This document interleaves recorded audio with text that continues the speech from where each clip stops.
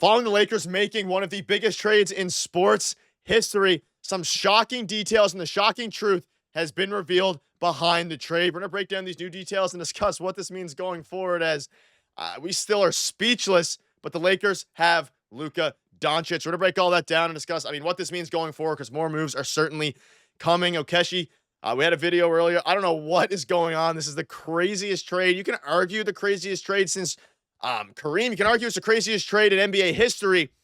And again, Luka is a Laker. The Mavericks did not warn Luka that he was going to be traded, period. And let's dive into a couple things here. I want to start with this. This just dropped. The Mavericks approached the Lakers recently and offered Luka Luka Doncic to the Lakers. Lakers brass met and believe the 25-year-old Doncic has the ability to be the face of their franchise. Akeshi, let's hear your thoughts on this. I don't even know what to say. Oh my God. When I saw this trade, I wanted to believe that it was fake because I was like, there's no way. There's no way the Mavs do this. There's no way the Lakers do this. And then this ends up being a real trade, and it's just like a statement. This changes what the Lakers were gonna do for like the next 5 to 10 years. So this just fundamentally changes what the Lakers are about because they were built around Anthony Davis and his defense and what they brought to the team. They built out all these defensive wings. And then I guess they saw an opportunity to get a generational player and they took it. And I literally cannot believe that it happened still. Yeah, and let's Ugh. not forget. More news is coming out. I have it up here as it's going. It Mm. seems that the call, and this may be not correct, but I'm seeing reports that the call was made tonight. And that was when the first call was made, and then the deal happened. Mark Stein just tweeted that Doncic has been informed of the trade, which was only agreed upon late Saturday. There's some more things to go over here. And the Mavs GM, Nico Harrison, who the reason these trades don't happen is because GMs are too scared, for one, to do crazy trades like this because now all the eyes are on them. But he basically, I guess, defended the trade, saying, I believe that defense wins championships. He told that to ESPN regarding his motivation to trade Luka. I believe that getting an all defensive center and all NBA player with a defensive mindset gives us a better chance. We're built to win now and in the future.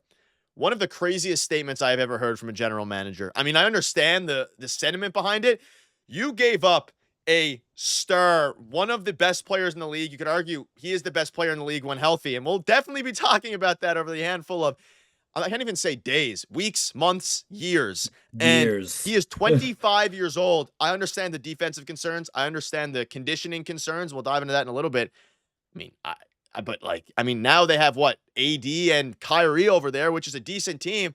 The Lakers now have LeBron, they have Luka, and something else about this trade. Max Christie's now gone. And regarding Mhm. the actual trade, okay, so I want to get your thoughts on it. Luka, Kleber, and Morris for AD, Christie, and a first. So for what really matters here, the Lakers gave up Davis, Christie, and a first, and Christie was starting to become pretty beloved by Lakers fans. But I warn all you Lakers fans, myself included, we got Luka Doncic. I'm perfectly fine with that. We were talking about, at least I was, talking about giving up first round picks for Walker Kessler, and now you packaged him in for Luka Doncic. I love the trade. I know some fans are a little bit, iffy at this point. Like I said in the video Ah. earlier, the clock's now reset a little bit here regarding the Lakers' competitive window.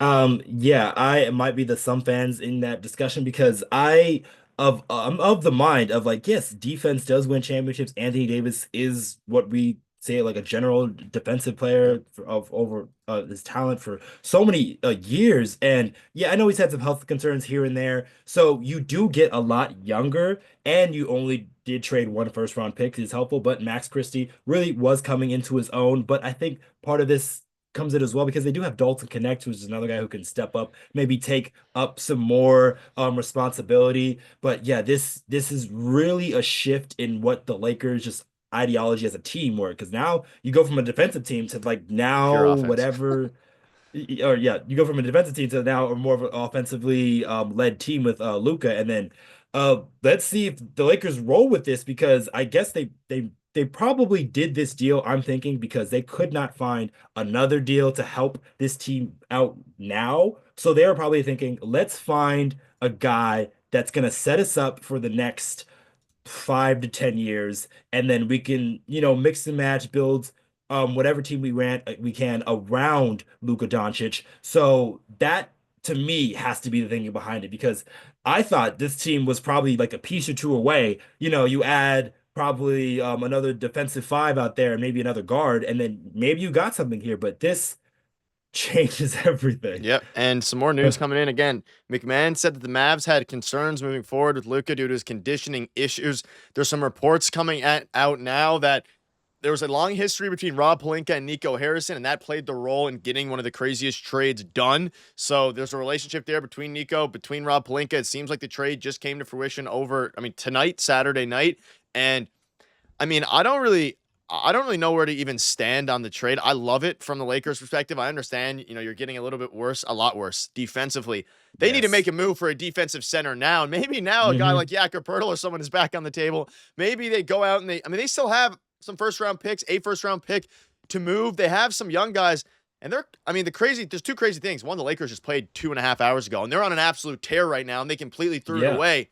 That being said, they now have some work to do surrounding their defense, and other reports are coming out saying that there had been a bit of a rift forming between AD and Lakers management. That's what Brett Siegel just said as well. There's been some rifts forming there. We saw AD call out the Lakers demanding for some moves. So it seems like the real reason behind this trade was I'm not sure AD wanted to be around much longer. And let's not forget, the Mavericks approached the Lakers with this deal, and it's shocking. Max Christie's gone too, which is, I guess, a bit sad. I mean, it is for Lakers fans. Yes. We all love Max Christie, but It is like those guys that you grow and develop. You form an attachment to those type of guys. Like it's the reason why we love Austin Reaves yeah, and what he can do for us. So, but this is just I've never seen a trade like this of this caliber in just the middle of the season, really. Like these types of trades could happen maybe in the off season or something like that.